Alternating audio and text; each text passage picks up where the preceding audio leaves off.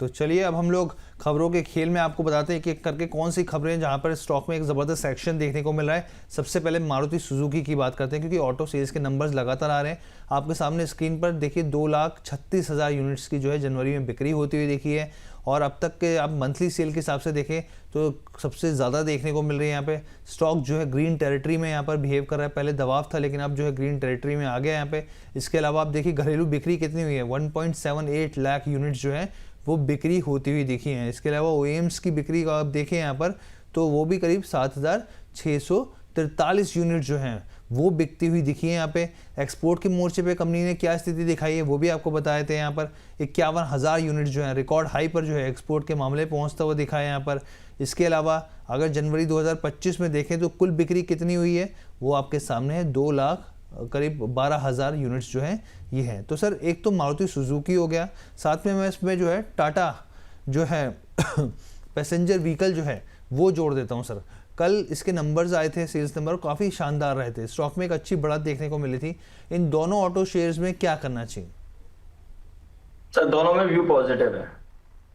और मारुति की अगर हम बात करते हैं 17,400 से लगातार करेक्शन दिखाई है, और आज के सेशन में मैं कुछ नहीं जानता क्या हो रहा है क्या नहीं हो रहा है, बट आज के सेशन में जो रिवर्सल कैंडल बन रही है मुझे कुछ नहीं चाहिए। अगर आज जो अभी लेवल चल रहा है 14,220, अगर यहीं पर मारुति क्लोज होता है तो जो लोग भी व्यूअर्स चार्ट्स देखते हैं समझते हैं तो डेफिनेटली देखिएगा एक हैमर पैटर्न बन रहा है, वो एक रिवर्सल का इंडिकेशन दिखाता है। तो हमें यहाँ से एक अच्छा बाउंस बैक मारुति में देखने को मिल सकता है, और बाउंस बैक में 15,400 तक के अपसाइड मूव मारुति दिखा सकता है। तो हमारा बाय कॉल रहेगा मारुति पर। जो लोग खरीदना चाहते हैं यहाँ पर भी बाय करके चल सकते हैं 15,400 के टारगेट के लिए। स्टॉप लॉस आज का लो 14,058, 150 पॉइंट नीचे का एसएल, 1,200 पॉइंट ऊपर के टारगेट मारुति में देखने को मिल सकते हैं। वहीं अगर टाटा मोटर पैसेंजर व्हीकल की बात करते हैं, आप देखिए कल के सेशन से भी हाई पर ये काउंटर ट्रेड हो रहा है, प्लस लास्ट करीब 2 हफ्ते से जो कंसोलिडेशन हुआ है उस कंसोलिडेशन का ब्रेकआउट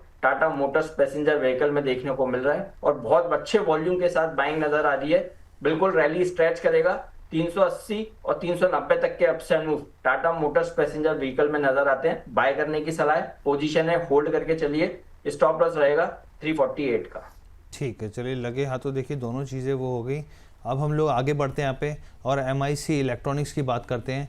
आप ये समझिए सेमीकंडक्टर थीम तो रही है यहाँ पे। चलिए पहले इसके नतीजों की बात कर लेते हैं। नेट प्रॉफिट जो है 13% जो है वो डिप आता हुआ दिखा है यहाँ पर, 2.7 करोड़ के आसपास, 1.7 करोड़ के आसपास आप देखिए पिछले क्वार्टर में था यहाँ पर, अगर पिछले साल के हिसाब से देखें आप।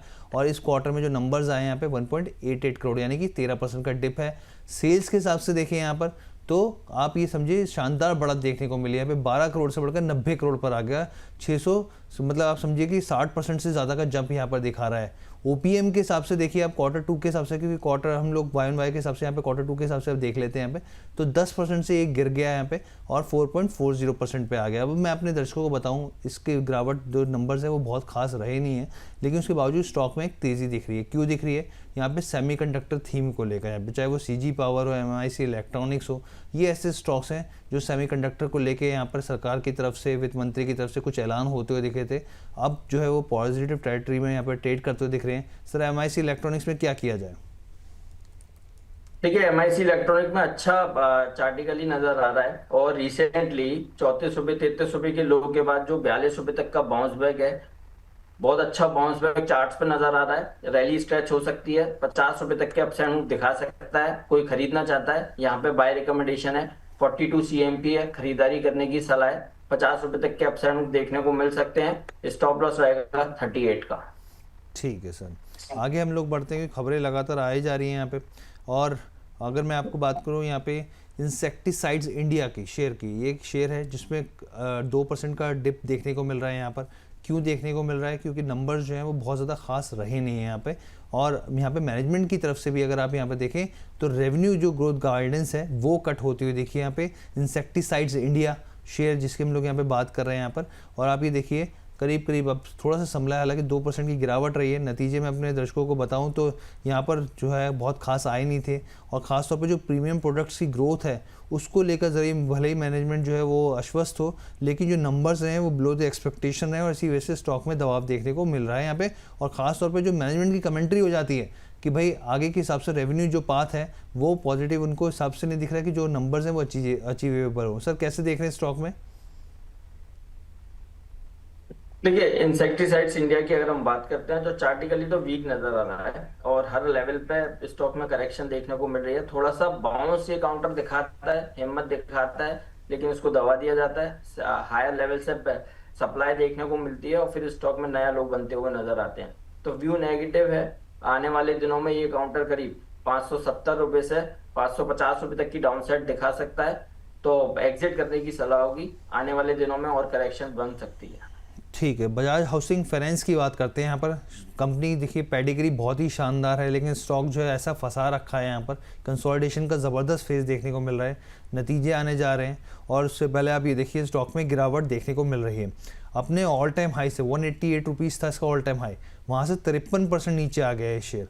IPO प्राइस 70 रुपये था, वहाँ से तो 27% ऊपर है। लेकिन जिन लोगों ने, जैसे वो सिल्वर में भी रैली आई ना, बिल्कुल लोग उसी तरीके से इसको चेस कर रहे थे, 100 के बाद भागे जा रहा था स्टॉक, लेकिन उसके बाद क्या हुआ, वहाँ से डाउनफॉल आया और आप देखिए बहुत ही लंबा कंसोलिडेशन के फेस में ये फंस गया है स्टॉक। ये सर जो इसके बिजनेस अपडेट भी थे, वहाँ पे ग्रॉस डिसबर्समेंट जो था वो बढ़ता हुआ दिखा था।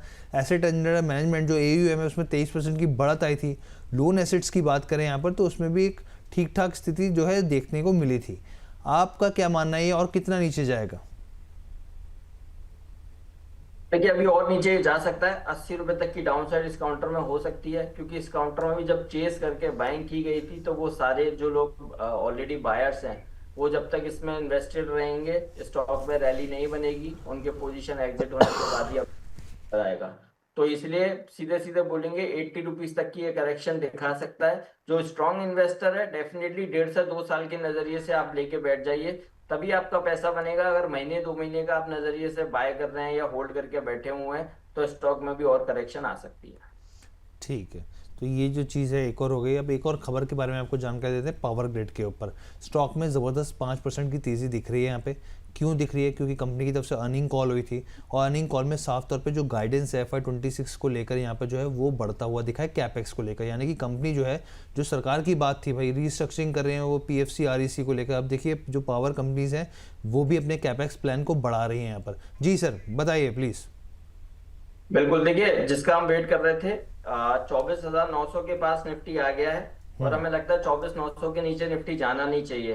तो यहाँ पर एट द मनी कॉल जो कल की एक्सपायरी का है, 3 फरवरी की एक्सपायरी का 14,900 का कॉल बाय करने की सलाह है, जो 109-110 रुपए के आसपास ट्रेड हो रही है। खरीदारी करने की सलाह है। स्टॉप लॉस रहेगा 80 रुपए का, और बाउंस बैक में हमें 160 और 180 तक के अपसाइड मूव नजर आते हैं। स्टॉक अगर हम बात करें तो 24,900 पर करीब करीब 60 लाख पुट राइटर्स एक्टिव हैं, तो वो 900 के नीचे जाने नहीं देंगे। 800, 850 लोअर साइड में काफी पुट राइटर एक्टिव हैं, तो 900 के नीचे निफ्टी जाएगा नहीं। वहीं अगर 950 पर भी पुट राइटर एक्टिव है, लेकिन 25,000 जरूर एक हर्डल का काम करेगा। और कहीं भी आज बाउंस बैक में 25,000 के ऊपर अगर निफ्टी निकल गया तो 150 से 200 पॉइंट का अपसाइड मूव आज के सेशन में ही आ सकता है, क्योंकि जो बड़ा कॉल राइटर है वो वहां पर ट्रैप होगा। तो इसलिए हमारा ऐसा मानना है यहां से बढ़िया बाउंस बैक निफ्टी में देखने को मिल सकता है। 3 फरवरी का 24,900 का कॉल खरीदेंगे 110 पर, 160, 180 के टारगेट के लिए। स्टॉप लॉस रहेगा 80 का। ठीक है, तो सर ने यहाँ पे देखिए बताया जो निफ्टी का 3 फरवरी 24,900 का कॉल अभी फिलहाल 119 के आसपास ट्रेड कर रहा है यहाँ पे, और 5% नीचे हैं यहाँ पर। और सर ने जो बताया 110 के भाव बताया आपने? जी सर, 110 के भाव यहाँ पे बताए हैं खरीदारी के। एक अच्छा खासा OI देखने को मिल रहा है यहाँ पे, ये बात फैक्ट है यहाँ पर। और जो ट्रेडिंग वॉल्यूम है वो भी काफ़ी है यहाँ पर। ये देखिए स्क्रीन के ऊपर आपके सामने आ गया यहाँ पर। और यहाँ पर अगर देखा जाए तो माफ़ कीजिएगा, तो ये लेवल्स है यहाँ पर, इस चीज़ को ध्यान रखिए। स्टॉप लॉस लगाना मत भूलिएगा, 80 का स्टॉप लॉस सर ने बता दिया है। टारगेट्स जो है यहाँ पर 160 से लेकर 180 तक जाते हुए दिख सकते हैं, इस चीज़ का आप ज़रूर ध्यान रखिएगा। यहाँ पे मार्जिन जो है वो मैं आपको बताया तो मार्जिन करीब 7,946 के आसपास हो चुके हैं एक लॉट के हिसाब से अगर आप देखा जाए तो ये चीज़ें। लेकिन वापस ही देखिए बातचीत के साथ ही यहाँ पर ये ग्रीन टेरिटरी में आ गया। 126 पे जाता हुआ दिख रहा है यहाँ पर, और ये देखिए ऊपर नीचे की स्थिति बनती हुई दिख रही है। लेकिन चलिए देखते हैं यहाँ पे आगे क्या होता है। यहाँ पे जो ये तो यहाँ पे हो गई, अब वापस बढ़ते हैं अपनी खबरों की तरफ, यहाँ पे खबरों के सिलसिले की तरफ। यहाँ पे आईडीबीआई बैंक की बात कर लेते हैं। यहाँ पे आईडीबीआई बैंक को लेकर यहाँ पर एक इम्पॉर्टेंट खबर निकल के आ रही है। यहाँ पे स्ट्रैटेजिक डिसइन्वेस्टमेंट विनिवेश को लेकर यहाँ पर जो है स्थिति निकल कर आ रही है, और जो है तीसरे चरण में पहुंच गई है। जो पूरी प्रक्रिया जो है, पूरा फेज़ जो है वो यहाँ पर आप देखिए थर्ड फेज़ में आ गया। यहाँ पे सरकार ने ट्रांजैक्शन के लिए टेक्निकल और जो फाइनेंशियल बिड है वो मांगी है FY26 के आखिरी तक, और ज़्यादा क्लैरिटी की उम्मीद है। और यहाँ पर सरकार जो है इसके डिसइन्वेस्टमेंट को लेकर काफ़ी एग्रेसिवली काम कर रही है। मुझे लग रहा है FY26 में जो है इस पर पूरी तरीके से क्लैरिटी आ जाएगी। सर क्या करना चाहिए आईडीबीआई में?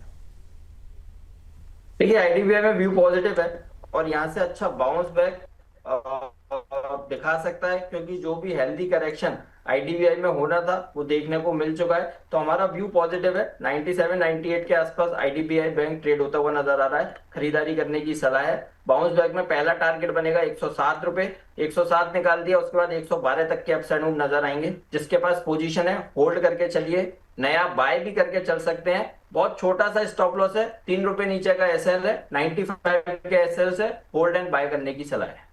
होल्ड एंड बाय करने की सलाह है। इसके अलावा एक और स्टॉक है जो खबरों में लगातार बना हुआ है। यहाँ पर मोबाइल की बात कर लेते हैं। मोबाइल को लेकर खबर क्या आई है? देखिए खबर यह है कि बोर्ड ने जॉइंट वेंचर फॉर्मेशन को मंजूरी दे दी है यहाँ पे, और इसमें आप समझिए कि MP स्टेट माइनिंग कॉरपोरेशन के साथ जो है जॉइंट वेंचर होता हुआ दिखेगा। मध्य प्रदेश में मैग्नीज और माइनिंग के लिए जेवी हुआ है। यहाँ पे माइनिंग को लेकर काफ़ी ज़्यादा फोकस चल रहा है। सरकार का भी हमने बजट में भी देखा, ऐलान होते दिखे, और माइनिंग सेक्टर को बढ़ाने के लिए यहाँ पर आंध्र प्रदेश हो, कर्नाटका हो, और कई जो राज्य हैं यहाँ पर सरकार की तरफ से। जी सर बताएं। सर वो ऑप्शन 145 रुपए पर ट्रेड हो रही है, जैसा हमने जिक्र किया। बहुत ही तो यहाँ शानदार पर सर, बहुत ही शानदार, बहुत बढ़िया सर, बहुत बढ़िया। 13% का जंप। जिन्होंने हमारे कहने पे लिया था, यस एक बार मैं कंप्लीट कर लूं तो प्लीज यहाँ पर पार्शियल प्रॉफिट बुक कीजिए, और जो रिमेनिंग क्वांटिटी रह जाती है उसके लिए अपनी बाय प्राइस को आप ट्रेल कर लीजिए। स्टॉप लॉस जो आपने 80 का लगाया था उसको 110 112 पे लगा के पोजीशन को, रेस्ट क्वांटिटी को होल्ड कर सकते हैं, और यहाँ पे पार्शियल प्रॉफिट बुक करने की सलाह है। बहुत बढ़िया सर, मतलब ये कैसे कर लेते हैं आप? मतलब एकदम सही पिन पे, मतलब सही पॉइंट पे आपने पकड़ा है यहाँ पर। उसके बाद से क्या रिफ्लेक्शन इसमें देखने को मिला है? अभी पार्शियल प्रॉफिट बुक करें, अभी बने रहे अभी जब तक वो लेवल 160 नहीं आते? यस सर बिल्कुल बने रह सकते हैं, और पार्शियल प्रॉफिट बुक करने की इसलिए सलाह। देखिए जो लोग एक एक लॉट में ट्रेड करते हैं उनके लिए तो करीब 25-30 रुपए का अगर पॉइंट का मूवमेंट आता है तो डेफिनेटली बहुत अच्छा है। तो इसीलिए जो छोटे इन्वेस्टर हैं वो भी पार्शियल प्रॉफिट बुक करके खुश होंगे, और बड़े ट्रेडर हैं उनके लिए तो डेफिनेटली बहुत अच्छा है। अपने स्टॉप लॉस को ट्रेल करके बने रह सकते हैं। ठीक है सर, तो यहाँ पे आपने क्लैरिटी दे दी, और एक स्टॉक पे हमारा रह गई चर्चा। वो जो चर्चा थी यहाँ पर वो थी यहाँ पे हम लोग बात कर रहे थे यहाँ पे जिस स्टॉक की, मोबाइल की। मोबाइल में क्या करना चाहिए? देखिए मोबाइल में थोड़ा सा व्यू आप लेके चलेंगे लंबे नजरिए से तो यहाँ से अपसाइड मूव आ सकता है। 3-4 सेशन में बहुत करेक्शन आई है। 380 रुपए से स्टॉक में 326 रुपए तक आ गया है। ओवरसोल्ड टेरिटरी में ये काउंटर चला गया है, तो ओवरसोल्ड के बाद एक बहुत बढ़िया बाउंस बैक स्टॉक में ड्यू हो जाता है। तो जो अभी चार्टिकली लग रहा है यहाँ से एक बाउंस बैक आ सकता है। जिसके पास भी पोजीशन है 326 रुपए पर अभी ट्रेड हो रहा है, 317 रुपए के एसएल से आप होल्ड करके चल सकते हैं। यहां से बाउंस बैक देखने को मिल सकता है। 345-350 तक के अपसाइड मूव दिखा सकता है। तो जो लोग थोड़ा रिस्क लेना चाहते हैं, क्योंकि मार्केट में हमारा व्यू पॉजिटिव है और जहां स्टॉक में ज्यादा करेक्शन आया है तो वहां पे बाउंस बैक भी तेजी से देखने को मिल सकता है। तो आपकी पॉकेट अलाउ करती है तो अपनी कॉस्ट को आप एवरेज करके चल सकते हैं। 350 तक का बाउंस बैक मोबाइल दिखा सकता है। स्टॉप लॉस रहेगा 317 का। बिल्कुल सर, यहाँ पर आपने एक तो बहुत ही शानदार कॉल दी, दूसरी चीज़ जो है यहाँ पर बहुत ही बढ़िया तरीके से आपने यहाँ पर समझा दिया। खबरों के खेल में फिलहाल के लिए इतना ही।